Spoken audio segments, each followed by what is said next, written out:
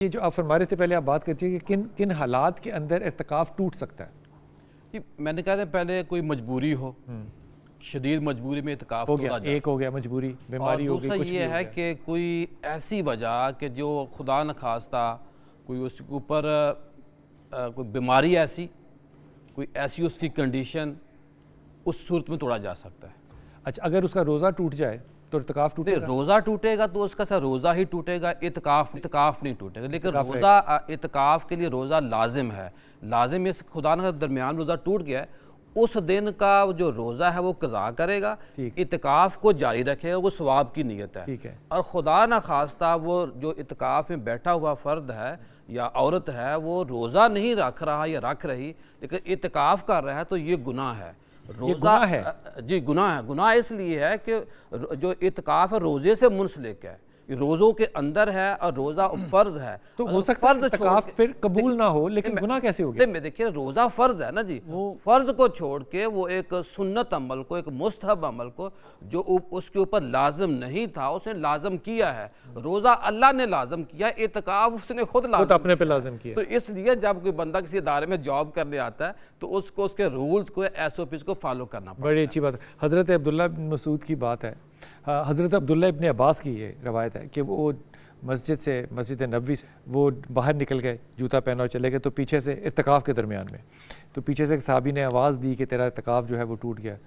तो उन्होंने कहा कि ये जो यहाँ पे हस्ती है, यानी कि रसूल पाक सल्लल्लाहु अलैहि वसल्लम की तरफ इशारा करके कहा कि मैंने इनसे सुना है कि अगर कोई किसी की ज़रूरत के लिए जा रहा है तो ये 100 इत्तेकाफ़ों से बेहतर है या 1000 इरसासों से बेहतर है, और उनकी आंखों में उस वक्त आंसू थे। इस पर क्या फरमाइएगा? जी हाँ, बिल्कुल। ये तो आका अलैहिस्सलातु वस्सलाम की उनके साथ तख़सीस फरमाई ना। जो सुन्नत एतिकाफ़ है उसके लिए शराइत में से ये है कि जामा मस्जिद हो जिसमें 5 अब्दुल्ला इब्न अब्बास की मिसाल है जो मैं आपको दे रहा हूँ। जी हाँ, उनकी रवायत है, वो कह रहे हैं कि मैंने रसूल से सुना है कि किसी की ज़रूरत के लिए निकल सकते हैं। किसी की बामरे मजबूरी ज़रूरत के लिए जाना एतिकाफ़ को तोड़ा जा सकता है। किसी की जान बचानी है या कोई ऐसा, आका अलैहिस्सलातु वस्सलाम जब फरमा दें तो वो अमर, उसके लिए तो वो सब कुछ छोड़ा जा सकता है। तो ज़रूरत जो है वो आप खुद ज़ाती फैसला करेंगे कि ज़रूरत इस काबिल है कि मैं बाहर निकलूँ या ना निकलूँ। निकला जा सकता है। जी हाँ, जैसे खाना लेने के लिए निकला जा सकता है, या किसी के जनाजे के लिए नहीं निकला जा सकता जी, लेकिन खाने के लिए निकला जा सकता है। किसी की खाने के लिए, क़ज़ाए हाजत के लिए जाना है, ज़रूरी है, ज़ाहिर बात है कि बाहर जाना पड़ेगा, मस्जिद से बाहर जाना पड़ेगा उसके लिए। हजूर एक आपको लगता है कि वक्त के साथ साथ हमने कुछ सहूलतें ज़्यादा कर दी हैं? एयर कंडीशन भी मसलन लगा दी है, आप घर तक भी जा सकते हैं, हालांकि ज़रूरत तो कोई भी नहीं होती। नहीं, मेरे ख्याल में आप घर तक जाने वाला मामला जो है वो तो बहुत महदूद है, बहुत कम उसकी कोई मिसाल मिलती है। लेकिन एक बात मैं इत्तेकाफ़ के ज़ैल में लाजमी कहना चाहूँगा कि पिछले कुछ 10-20 बरस में एक बड़ा खुशगवार मुझ तक एहसास पहुँचता है जब मैं नौजवानों की एक बड़ी तादाद को देखता हूँ कि कम अज़ कम वो मस्जिद की तरफ रुख करते हैं और एक ज़ौक़ के साथ, एहतमाम के साथ, एक जिसे कहते हैं ना, अपने दोस्तों के साथ पहले से तैयारी करते हैं, एहतमाम करते हैं कि जी इस मरतबा हमने इत्तेकाफ़ बैठना है। यहाँ तक तो ये अमल बड़ा खुशाइंद है, इसकी जितनी हौसला अफजाई की जाए, तहसीन की जाए, वो कम है। लेकिन जब वो ग्रुप की कैपेसिटी में वहाँ जाते हैं तो वो ये भूल जाते हैं कि इत्तेकाफ़ अपने आप को मखलूक से मुनक़ता करने का अमल है, गपशप मारने का, या सोशल बॉन्डिंग क्रिएट करने का और सोशलाइजेशन का जो है ना वो प्रोसेस नहीं है कि आप यूँ समझें कि गोया आपने दुनिया सारी से। अब होना तो ये है कि एक आदमी इत्तेकाफ़ करता है, गोया अल्लाह से वादा करता है कि मैं अपनी सारी ज़िंदगी की जो बुनियादी दर्जे की ज़रूरतें जिन्हें मैं तर्क कर सकता हूँ, मैं वो भी छोड़ने को तैयार हूँ, खालिस तेरी तरफ आना चाहता हूँ।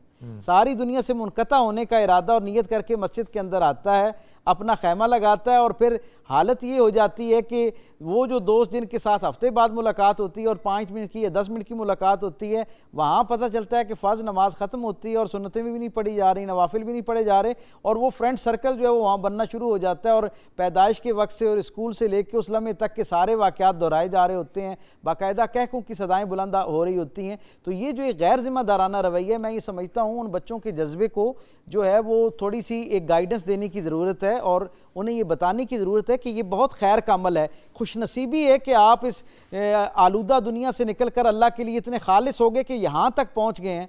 अब अगर यहाँ तक नेमत मैसर आ गई है तो उस नेमत की कदर और इसका शुक्राना ये है कि हर लम्हा जो है उसे भरपूर तरीके से अल्लाह के साथ गुजारा जाए। दुनिया जो है वो डिजिटल आ रही है ना जी जी, तो जाहिर है डिजिटल है, तो एक वक्त आएगा कि लोग लैपटॉप पे या किसी चीज़ पे या पैड पे या फ़ोन पे ही कुरान हकीम पढ़ा करेंगे। तो ऐसा मुमकिन है कि मसाजिद के अंदर भी तलावत का एक इंतज़ाम कर दिया जाए कि लोग सो रहे हों, लेट रहे हों, बात कर रहे हों या बैठे हों, तो नमाज का वक्त ना हो तो तिलावत चल रही हो। देखिए मसाजिद में वैसे तो ये इतिकाफ़ का ये है कि रूह, असल रूह जो है वो तो ताल्लुक़ माल्ला है, जैसे डॉक्टर साहब ने फरमाया अल्लाह ताला के साथ ताल्लुक़ है। वो कुरान ख़ुद तिलावत करनी चाहिए, बजाय इसके कि अगर नहीं कर सकता तो फिर ये है कि ऐसी कोई डिवाइस या जो जिसमें तिलावत ही हो, कोई और चीज़ ना हो, वो उसको सुन सके। तो ऐसा एहतमाम होना चाहिए। और मसाजिद में दर्सों का भी एहतमाम होता है, दर्स कुरान का, दर्स हदीस का। क्या एतकाफ़ के दरमियान जो लोग वहाँ पे बैठे हैं वो आपस में या बाहर से किसी को बुला के दर्स का एहतमाम कर सकते हैं? जी बिल्कुल कर सकते हैं। वो दीन के साथ जुड़े रहेंगे, दीन की बात करेंगे, दूसरे को फ़ायदा पहुँचाने की, इंसानियत की बुनियाद पर बात किसी से करेंगे तो वो करना जायज़ है। चाहे कोई बाहर से मेहमान आए, बाहर से मेहमान आए लेकिन वो चाय पिए, खाना खाए या खिलाए, लेकिन वहाँ पर ज़रूरी बात करने के बाद जिस तरह हम मरीज़ की इयादत करने के लिए जाते हैं, बस अपने काम से काम महदूद वक्त के लिए आए और फिर चला भी जाए, लेकिन वहाँ बैठ के जो माहौल है उसको ख़राब नहीं करना चाहिए। ये पर्दे लगाने का मतलब आइसोलेट करना होता है या इसका बुनियादी जो खुलासा यही है कि वो बंदा ज़्यादा से ज़्यादा वो अल्लाह से जुड़ गया है, उससे जुड़े रहना है। 10 दिन का टाइम है, उसके दरमियान कोई चीज़ आनी नहीं चाहिए।